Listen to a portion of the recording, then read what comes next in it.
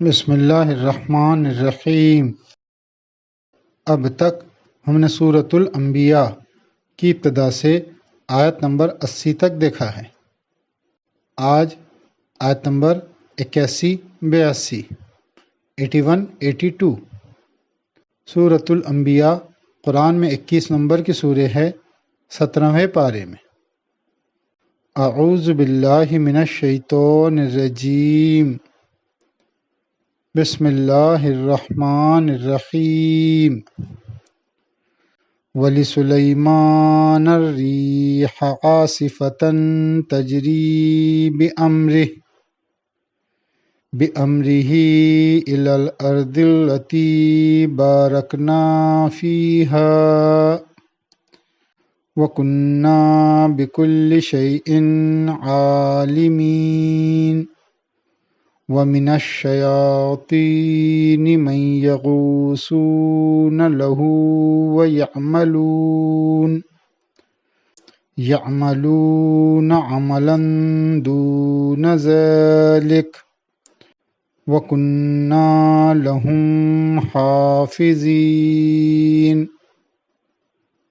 ان کا ترجمہ: اور ہم نے سلیمان کے لیے تیز ہوا کو مسخر کر دیا، اس کے کنٹرول میں دے دیا، جو اس کے حکم سے اس سرزمین کی طرف چلتی تھی جس میں ہم نے برکتیں رکھی ہیں، اور ہم ہر چیز کو جاننے والے ہیں۔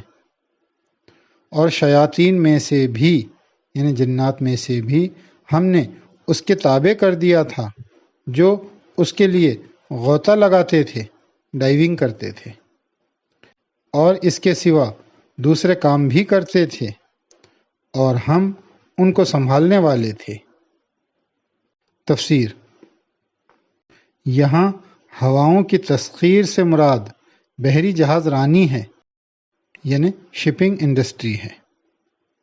قدیم زمانے میں سمندری سفر میں اس وقت انقلاب آیا جب کہ انسان نے بادبانی جہاز یعنی سیلنگ شپس بنانے کا طریقہ دریافت کیا۔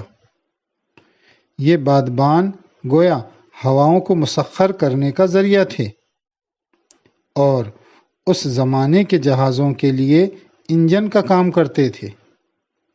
بادبانی جہازوں کی ایجاد نے سمندروں کو زیادہ بڑے پیمانے پر نقل و حمل کے لیے یعنی ٹرانسپورٹیشن کے لیے قابل استعمال بنا دیا۔ اس سے اندازہ ہوتا ہے کہ بحری جہاز رانی کی سائنس بھی غالباً انسان کو پیغمبروں ہی کے ذریعے سکھائی گئی۔ اس کے علاوہ جنوں میں سے بھی ایک گروہ کو اللہ نے حضرت سلیمان علیہ السلام کے تابع کر دیا تھا۔ وہ ان کے لیے ایسے ایسے بڑے رفاہی کام کرتے تھے جو عام انسان نہیں کر سکتے۔ جدید مشینی دور میں انسانی فائدے کے زیادہ بڑے کام مشینیں انجام دیتی ہیں۔ مشینی دور سے پہلے اس قسم کے بڑے بڑے کاموں کو ممکن بنانے کے لیے خدا نے جنوں کو اپنے پیغمبروں کی ماتحتی میں دے دیا تھا۔ تذکیر القرآن۔